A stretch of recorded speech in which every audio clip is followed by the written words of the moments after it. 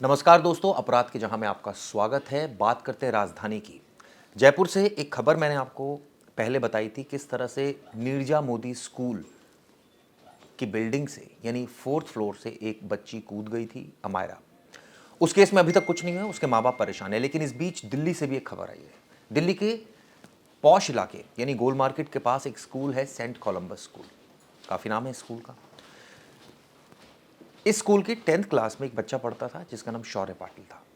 बड़ी दुखद घटना है। इस बच्चे ने मौत को गले लगा लिया और उसके बाद एक लेटर छोड़ा जिसमें स्कूल प्रशासन को जिम्मेदार ठहरा दी। हंगामा मचा पड़ा है, बच्चे की मौत हो गई है, परिवार सदमे में है और तमाम पेरेंट्स स्कूल के बाहर हंगामा कर रहे हैं। पुलिस ने इस मामले में कार्रवाई की है और मुकदमा दर्ज कर लिया है। अब आपको बता दूं, इस केस में क्या वाकई स्कूल प्रशासन की गलती है या फिर जो आरोप लगाए गए वो गलत है। इन तमाम मुद्दों पर बात करेंगे, लेकिन जिस तरह से परिवार और उनके लोगों का, जो उनके रिश्तेदार हैं, बुरा हाल है, कई सवाल खड़े करते हैं। आपको बता दूं, सेंट कोलंबस में 10th क्लास का ये स्टूडेंट था जिसकी मौत हुई थी। अब इसमें एक कार्रवाई की गई है। दरअसल दिल्ली सरकार यानी रेखा गुप्ता सरकार ने एक ऑर्डर किया है जिसमें यह कहा है कि इस मामले की जांच की जानी चाहिए और बाकायदा एक कमेटी का गठन कर दिया है। इसके अलावा हेडमिस्ट्रेस सहित 4 स्टाफ को निलंबित कर दिया है। जो हेडमिस्ट्रेस है वो आपको बता दूं, 4th क्लास से 10th क्लास की जो हेडमिस्ट्रेस है उनको निलंबित किया गया है। 9th और 10th की कोऑर्डिनेटर को निलंबित किया गया और साथ में 2 शिक्षकों पर कार्रवाई हुई है। ये उस समय कार्रवाई हुई जब पुलिस ने सबसे पहले यानी दिल्ली पुलिस ने सबसे पहले एफआईआर दर्ज की। इस मामले में शिक्षा विभाग अलग से जांच कर रहा है। जांच कमेटी का गठन कर दिया गया है। पहले मैं आपको बताता हूं कि दरअसल हुआ क्या था। छात्र के पिता का कहना है कि ये जो निलंबन है वो इस कार्रवाई से बिल्कुल संतुष्ट नहीं है। उनका कहना है कि इस मामले में गिरफ्तारी होनी चाहिए आरोपियों की। जो जो दोषी है उसे बख्शा नहीं जाना चाहिए। मंगलवार की घटना है। दोपहर 2:30 बजे के आसपास राजेंद्र प्लेस मेट्रो स्टेशन है, वहां से एक छात्र कूद गया। उसे तुरंत बीएल कपूर हॉस्पिटल ले जाया गया, जहां डॉक्टरों ने उसे ब्रॉड डेड डिक्लेयर कर दिया। परिवार पर दुखों का पहाड़ टूट गया। आप सोचिए, एक बच्चे ने ये कदम उठाया और उसने एक लेटर छोड़ा जिसमें आरोप स्कूल पर लगा दिए। ये वो स्कूल है जहां पर एडमिशन्स नहीं होते। ये वो स्कूल है जो नामी स्कूल है, सेंट कोलंबस स्कूल। इसके अलावा जो आसपास नई दिल्ली इलाके में बड़े बड़े स्कूल हैं, उनमें से एक स्कूल है सेंट कोलंबस स्कूल। आपको बता दूं, उसने परिवार से माफ़ी मांगी बच्चे ने और कहा कि उसके अंग दान कर देने चाहिए। राजेंद्र नगर पुलिस स्टेशन में ये मामला दर्ज हुआ है और अब इस मामले में बयान दर्ज पुलिस कर रही है। यानी पूरे मामले की जो जांच है वो सेंट्रल डिस्ट्रिक्ट कर रही है। लेकिन सबसे बड़ा सवाल जो कि यक्ष प्रश्न है वो ये कि आखिर इस बच्चे ने कदम क्यों उठाया। ऐसी कौन सी बात थी जिससे बच्चा इतना आहत हो गया कि वो, आप सोचिए, मेट्रो स्टेशन जाता है, 10th क्लास का बच्चा, और उसके बाद कूद जाता है। कुछ और जानकारियां इसमें निकल कर सामने है, वो आपको बता देता हूँ।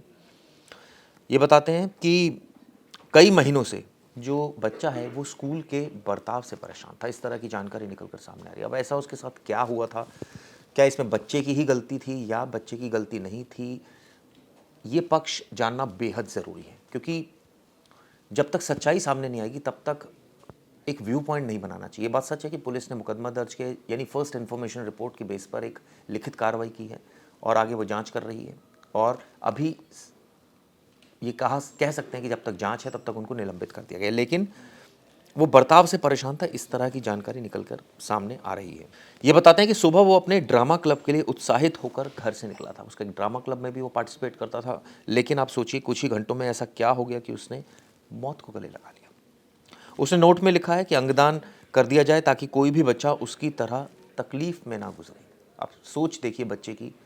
अपने छोटे से पत्र में उसने शिक्षकों के नाम भी लिखे और उन पर लंबे समय से मानसिक प्रताड़ना देने का आरोप लगाया है। स्कूल में लगातार मिलने वाली परेशानी ने उसे अंदर से तोड़ दिया था, इस तरह की वो बातें लिख रहा है। मृतक के पिता का बयान भी सामने है। उन्होंने बताया कि उनका बेटा पिछले कई महीनों से स्कूल में अपने साथ हो रहे बर्ताव से परेशान था। सवाल ये उठता है कि परिवार को जब ये बात पता थी तो परिवार ने स्कूल में जाकर मुलाकात की, स्कूल के बर्ताव में क्यों चेंजेस नहीं आए। अगर बच्चा वाकई इतना परेशान था, वो क्या बात थी जिसकी वजह से परेशान था, उसका एनालिसिस करना बेहद ज़रूरी है। पिता के अनुसार बेटे की मानसिक स्थिति धीरे धीरे खराब होती जा रही थी, यानी वो इतने ज़्यादा ट्रॉमेटाइज था, इतना ज़्यादा परेशान था कि आप सोचिए कि उसकी मानसिक स्थिति खराब हो रही थी। अब इस मामले में शिक्षकों से पूछताछ की जा रही है, जो छात्र है उसके दोस्तों से पूछताछ की जा रही है, परिवार से पूछताछ की जा रही है, ताकि जो सच है वो सामने आ सके। इस मामले में जो सबसे इम्पॉर्टेंट है वो है उसके परिवार का बयान, उसके दोस्तों का बयान और आखिर उन शिक्षकों का बयान जो उसको पढ़ाते थे या कहीं ना कहीं उसकी क्लास से जुड़े हुए थे। एक बच्चे ने कदम उठाया स्कूल के बाहर, आप सोचिए इसका असर पूरे स्कूल पर पड़ रहा है, इसका असर दूसरे बच्चों पर पड़ रहा है, इसका असर उनके पेरेंट्स पर पड़ रहा है। वो क्या सोच रहे होंगे? हम चाहते हैं इस मामले में जो सच्चाई है वो सामने आनी चाहिए। अगर टीचर्स का दोष है तो उनके खिलाफ कार्रवाई होनी चाहिए, और अगर दोष नहीं है तो ये हंगामा नहीं होना चाहिए, और अगर हंगामा कोई कर रहा है तो इसका कोई फर्क नहीं पड़ना चाहिए, क्योंकि अभी भी कई सारे इसमें ऐसे पहलू हैं जो सामने आने चाहिए। क्या बच्चा पढ़ाई में वीक था? क्या जो उसको अगर वो ड्रामा क्लब का सदस्य था तो क्या एक्स्ट्रा करिकुलर एक्टिविटीज़ वो करता था उसमें कहीं वो पीछे रह गया था? या फिर कोई और बात है जो शायद अभी तक सामने नहीं आई है? उम्मीद करता हूँ इस मामले में दिल्ली पुलिस ईमानदारी से जांच करेगी और दूध का दूध और पानी का पानी होगा और सच सामने आएगा, ताकि शौर्य पाटिल नाम के इस बच्चे को इंसाफ मिल सके। ये वीडियो आपको कैसी लगी दोस्तों, ज़रूर बताइएगा। शुक्रिया। जैसे कि मैं सो रहा हूँ तो पिताजी को जगाना है मुझे, तो वो डायरेक्ट उठाने के बजाय, और हिंसा की परंपरा मेरे यहाँ नहीं थी सौभाग्य से, तो वो क्या करते थे कि उस कमरे में आ जाएंगे या बाहर से गुजरेंगे और चौपाई बोलेंगे, प्रात काल उठ के रघुनाथा मात पिता गुरु नावई माता। कभी कभी मैं गुस्से में उठ करके अरे पापा, चरण स्पर्श किया और सो गया। मैंने कहा अब मत उठाना।